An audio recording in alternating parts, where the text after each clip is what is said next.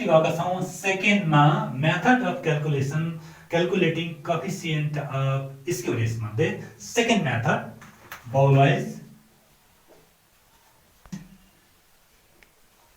of skewness. Right here, Boyle's coefficient of skewness, which is also known as quartile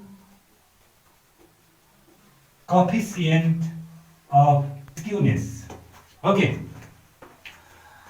the Boyle's coefficient of skewness is also known as quartile coefficient of skewness. Dear students, यसलाई Boyle's coefficient of skewness नभनेर कहिलेकाहीँ calculate the quartile coefficient of skewness भनिन्छ, त्यतिबेला तपाईहरु नजिक होला।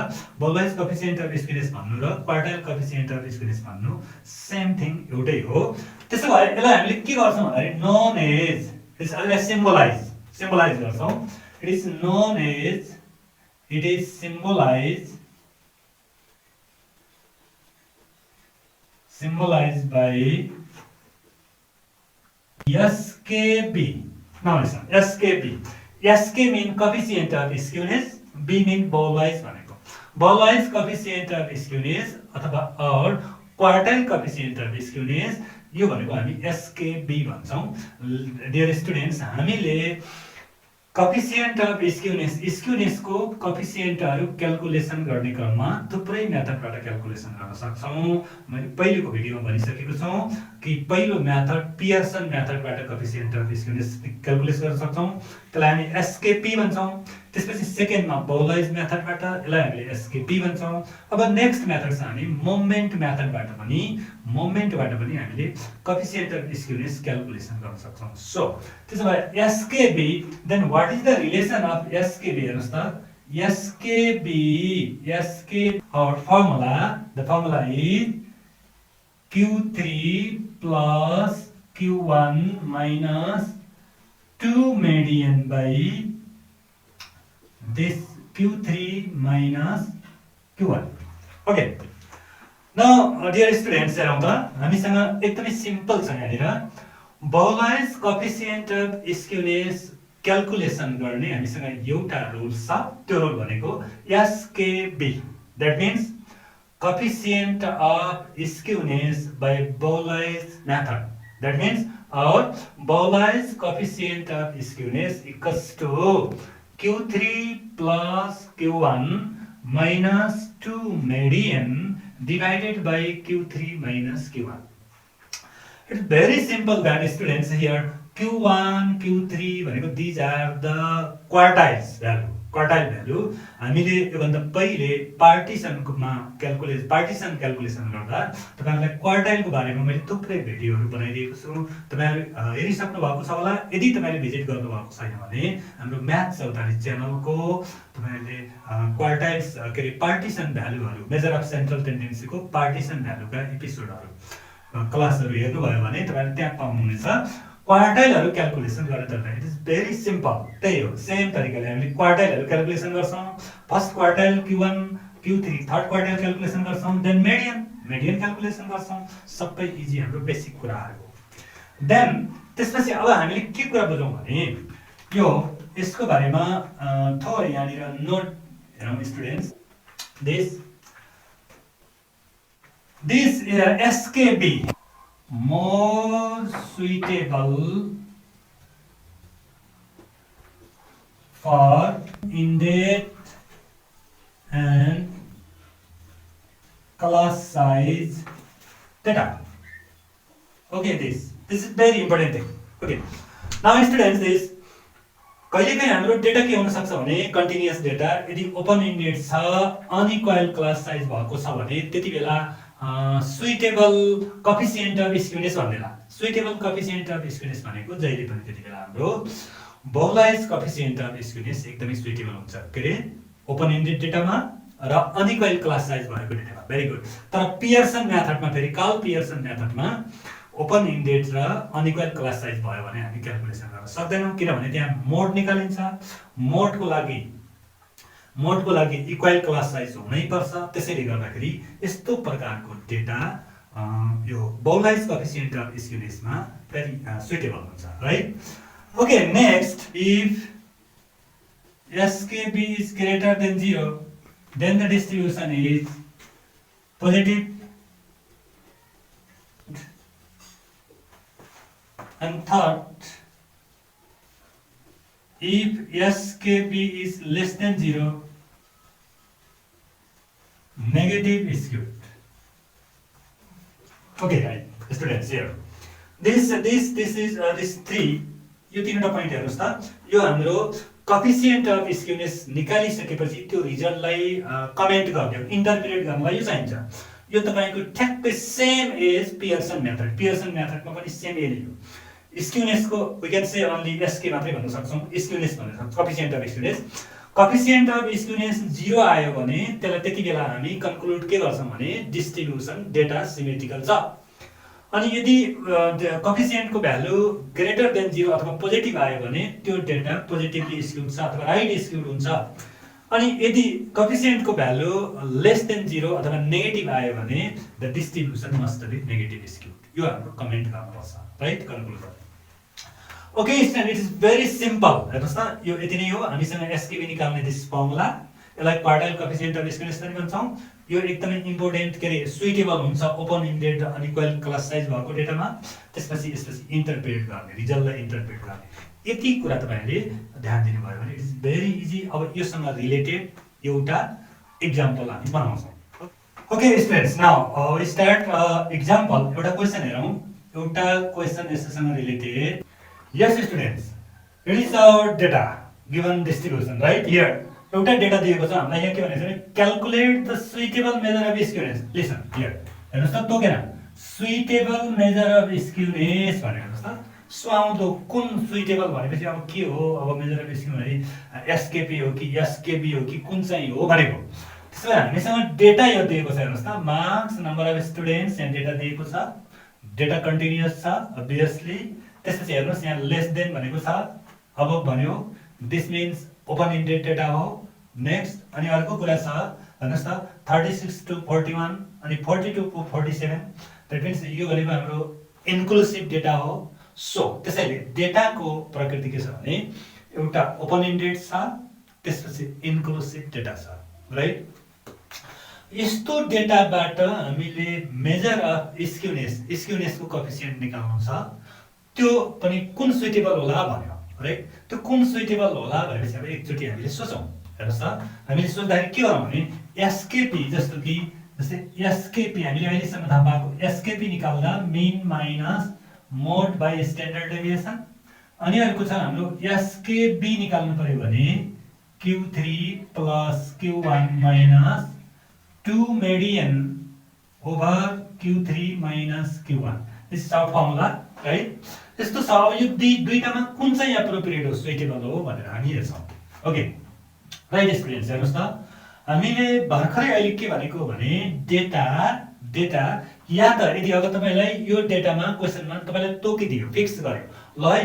यसमा Pearson coefficient of skewness नै निकाल भन्यो भने हामीले निकाल्नु पर्यो जसरी भए पनि त्यसको लागि यो ओपन इन्डेड छ त्यसलाई हामीले क्लोज बनाउँछौं यदि अब यहाँ सुइटेबल भनेपछि यो ओपन इन्डेड डेटा के को लागि सुइटेबल हुन्छ त भन्दाखेरि यो हामीले भर्खरै अघि यो हाम्रो बौलेज कोएफिसिएन्ट अफ स्क्युनेस को नोटमा लेखेका छौं कि open indeed data unequal class size भएको डेटा यो जम्मै हाम्रो बौलेज कोएफिसिएन्ट अफ स्क्युनेस को लागि एप्रोप्रिएट हुन्छ राइट सो त्यसैले त्यो देखियो यहाँ ओपन इन्डेड भएको हुनाले we use this Bowley's coefficient of skewness correct त्यसैले पहिलो कुरा त हामी त्यो लेख्छौं है यो लेख्दिन्छौं पहिला सिन्स यो ओपन इन्डेड छ S बौलेज of skewness is suitable measure of skewness okay good students okay तपाईहरुले एउटा कुरा के ख्याल गर्नु होला भने हाम्रो स्ट्याटिस्टिक्सका कतिपय थुप्रै हाम्रो कन्टेन्टहरुमा suitable measure of central tendency suitable measure of skewness आदि suitable measure of kurtosis यस्तो भन्यो भने त्यो सुइटेबल भने चाहिँ किन सुइटेबल हो भनेर त्यो रिजन लेख्न नबिर्सनु होला यसले चाहिँ धेरै इम्प्याक्ट गर्छ जस्तो कि हामीले यहाँ लेख्यौं ओपन इन्डेड भएको हुनाले बौलेज कोएफिसिएन्ट अफ स्क्युनेस सुइटेबल हो भनेर भन्दै नि that is the most important things right यो लेख्दा बेटर हुन्छ तपाईहरुको एन्सरमा किन राम्रो हुन्छ त्यसैले त्यो लेख्न पर्छ ओके अब यो डेटालाई हामीले भर्टिकली राख्दिन्छ हेर्नुस् त vertically okay students here this data we write here vertically यसलाई हामीले भर्टिकली हामीले लेख्यौं भने अब यो हाम्रो गिवन डेटा हो गिवन डेटाबाट हामीले कोएफिसिएन्ट अफ स्क्युनेस कुन कोएफिसिएन्ट अफ स्क्युनेस निकाल्दै छौं भनेर हामीले यहाँ कन्क्लुड गरिसक्यौं यहाँ लेख्यो हेर्नुस् त we use Bowlais coefficient of skewness right त्यसैले Bowlais coefficient of skewness calculate गर्ने भए यो हो हाम्रो रुल्स यहाँ हेर्नुस् है त मजाले यो रुल्स हो भन्नाले हामीसँग we need here हेर्नुस् त हामीलाई चाहिने भनेको Q1 Q3 र median first quartile third quartile median भनेपछि यो तीनवटै भ्यालु भनेको हाम्रो पार्टिसनको भ्यालु हो फर्स्ट क्वार्टाइल अनि Q1 त्यसपछि थर्ड क्वार्टाइल Q3 र median all are the partition values very good त्यसैले अब सम्झौं एकचोटी है त पार्टिसनको भ्यालुजहरु क्याल्कुलेसन गर्न हामीलाई के चाहिन्छ भन्दाखेरि कन्टिन्युअस डेटामा पार्टिसन भ्यालुज क्याल्कुलेसन गर्नलाई एउटा CF नभई हुँदैन CF चाहिन्छ भेरी गुड नम्बर 1 नम्बर 2 त्यो डेटा एक्सक्लुसिभ हुनै पर्छ इन्क्लुसिभ भयो भने हामी त्यसबाट निकाल्न सक्दैन पार्टिसन भ्यालु राइट यो दुईटा कुरा inclusive must be data exclusive and CF is necessary right त्यसैले हेर्नुस् त यो डेटाको यहाँ डेटा हामीले हेर्दा यो इन्क्लुसिभ फर्ममा छ इन्क्लुसिभ फर्ममा छ मैले पहिलेको भिडियोमा पनि भनेको छु कि इन्क्लुसिभलाई एक्सक्लुसिभ बनाउन we can convert the whole data is in into exclusive form पुरै डेटालाई एक्सक्लुसिभ फर्ममा पनि कन्भर्ट गर्न सक्छौं यदि होइन भने छोटो तरिकाले हामीले के गर्न सक्छौं भने जुन क्लास हामीलाई आवश्यक पर्छ त्यही क्लासलाई मात्रै एक्सक्लुसिभ बनाएर हामीले गराउँछौं that is the easy method right त्यसैले मैले हामीले के गर्छौं भने होल डेटालाई एक्सक्लुसिभ बनाइएन अब हामीसँग पर्टिकुलर क्लास बन्छ जुन क्लास जस्तो कि मिडियन निकाल्दा मिडियन क्लास आउँछ त्यो मिडियन क्लासलाई एक्सक्लुसिभ बनाउँछौं Q1 निकाल्दा Q1 क्लास निकाल्छौं त्यसलाई एक्सक्लुसिभ बनाउँछौं त्यो गर्दै जान्छौं त्यसो भए we need CF अब CF चाहिँ कन्फर्म चाहिन्छ so here calculate the CF okay students this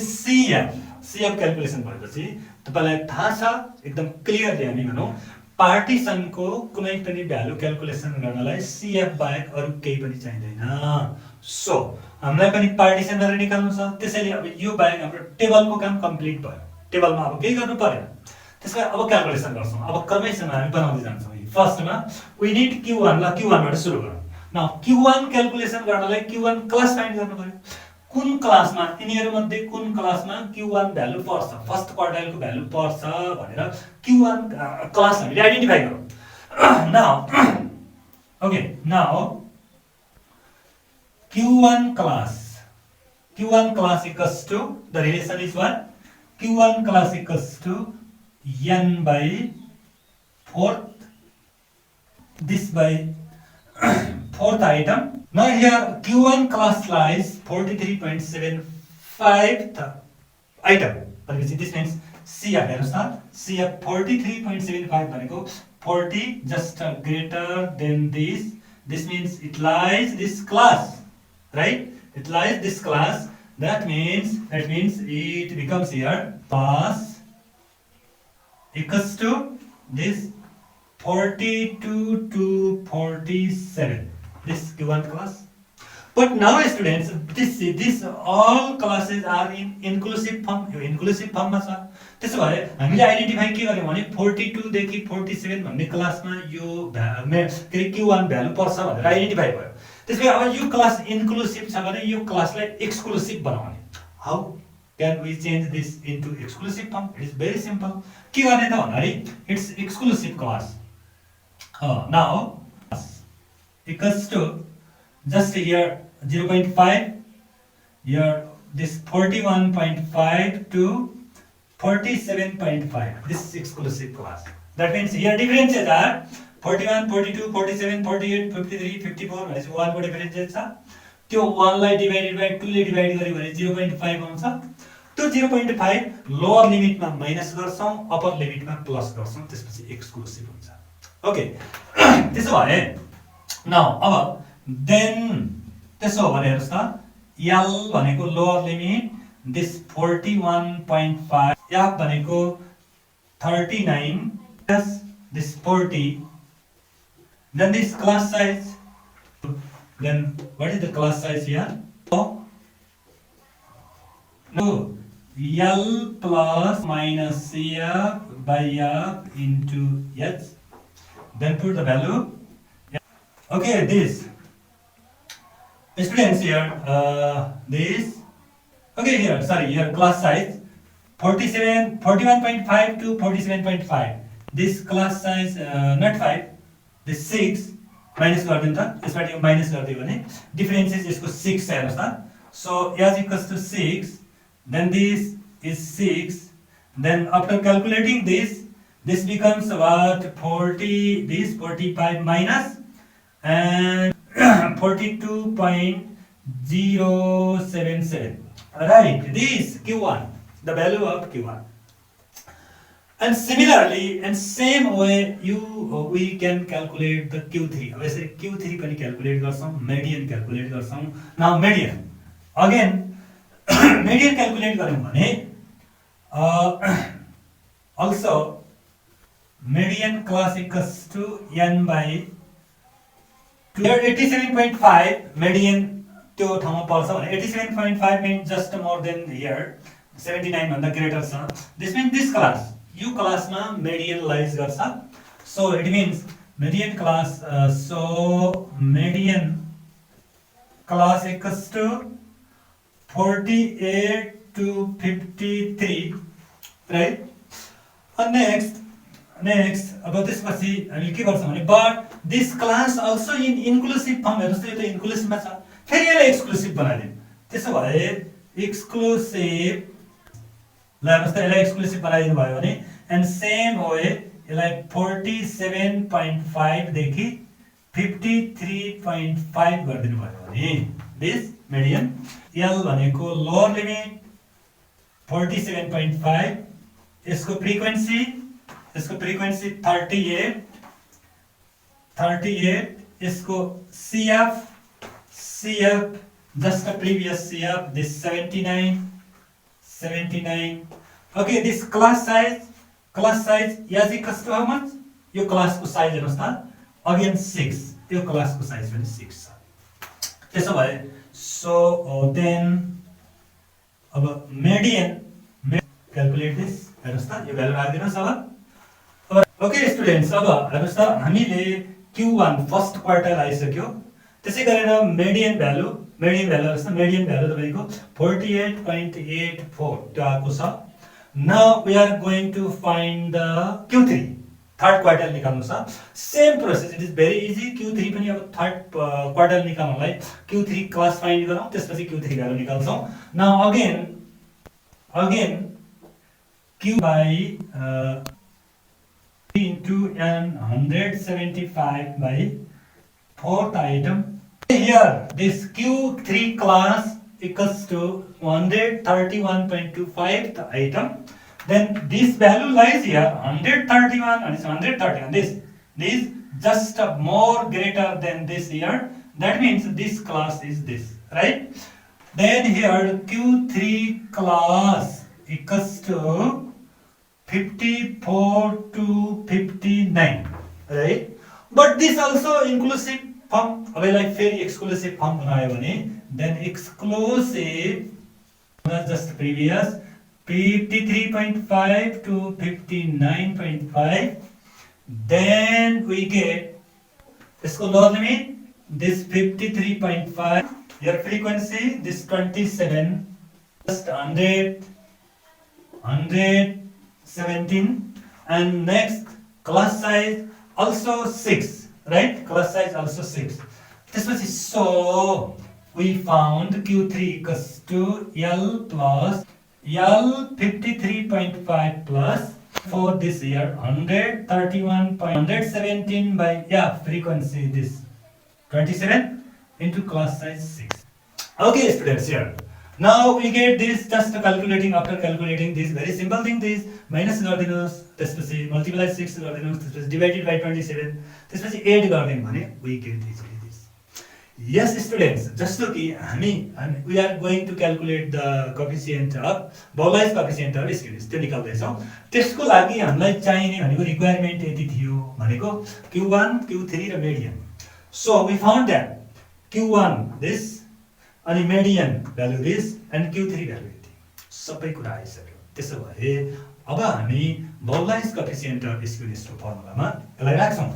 So त्यसो भए अब we know that Bowlais coefficient of skewness, that means from SKB equals to our formula is Q3 plus Q1 minus 2 median over Q3 minus Q1. Very good this. Then put the value, we can easily calculate this. Q3 now 56.667 minus 2 median here, this 48.842, this whole Q3 56.667 minus Q1 42.077. Okay student, very simple calculation here. हेर्नुस् त सबभन्दा पहिले यसलाई multiply गरिदिनुस्, त्यसपछि यो दुईटा add गरिदिनुस्, यो add गरौँ, यसलाई मल्टिप्लाई गरौँ, त्यसपछि सबट्र्याक्ट गरिदिनुस्, त्यसपछि तल multiply गरिदिनुस्. It is too much easy. त्यसपछि डिभाइड गरिदिनुस्, यति आउँछ अनि यसरी डिभाइड गरिदियौँ भने we can get here SKB यति आयो, right? Okay, this is the coefficient of skewness. यो कोएफिसिएन्ट अफ स्क्युनेस भइसक्यो, हाम्रो कन्क्लुजन आइसक्यो, एन्सर भइसक्यो.